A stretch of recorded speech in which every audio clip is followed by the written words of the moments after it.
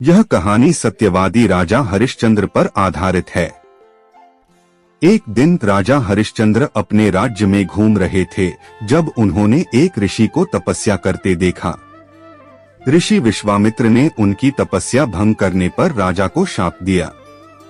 राजा ने उनसे क्षमा मांगी और अपनी भूल का प्रायश्चित करने के लिए अपनी सारी संपत्ति और राज्य दान करने का वचन दिया। राजा हरिश्चंद्र ने अपने वचन के अनुसार अपना सारा राज्य और धन ऋषि विश्वामित्र को सौंप दिया। अपनी पत्नी तारा और पुत्र रोहिताश्व के साथ उन्होंने राज्य छोड़ दिया और एक नया जीवन शुरू किया। अब उनके पास कुछ भी नहीं बचा था। हरिश्चंद्र और उनके परिवार ने बहुत कठिनाइयों का सामना किया। एक समय ऐसा आया जब जीविका चलाने के लिए उन्हें काशी के श्मशान घाट पर काम करना पड़ा। राजा हरिश्चंद्र वहां शवों का अंतिम संस्कार कराने का कार्य करने लगे।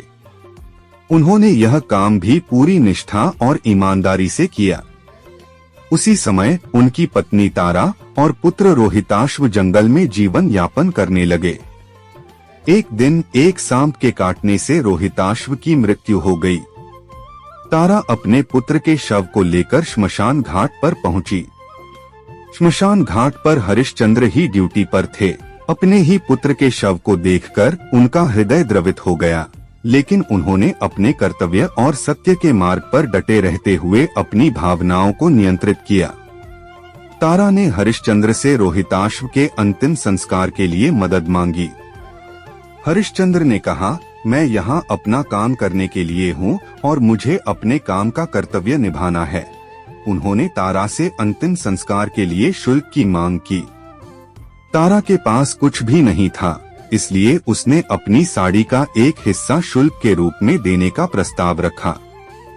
हरिश्चंद्र ने इसे स्वीकार कर लिया और अपने पुत्र का अंतिम संस्कार स्वयं ही किया। उनकी यह सत्यनिष्ठा और कर्तव्यपरायणता देखकर देवता भी प्रभावित हुए।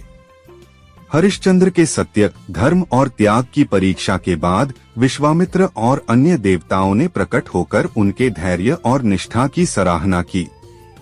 उन्होंने हरिश्चंद्र से कहा, तुमने सत्य और धर्म के मार्ग पर अडिग रहते हुए अपनी सभी कठिनाइयों का सामना किया है। यह एक महान उदाहरण है। देवताओं ने उन्हें और उनके परिवार को पुनः अपने राज्य में लौटने का आदेश दिया और उनकी सारी संपत्ति और वैभव को पुनः स्थापित किया। हरिश्चंद्र, तारा और रोहिताश्व के जीवन को पुनः सामान्य बना दिया गया।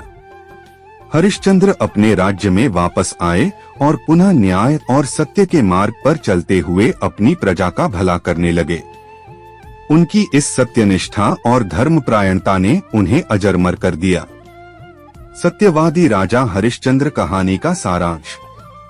राजा हरिश्चंद्र की कहानी हमें सिखाती है कि सत्य और धर्म के मार्ग पर चलते हुए चाहे कितनी भी कठिनाइयां क्यों न आए, हमें अपने सिद्धांतों से डिगना नहीं चाहिए।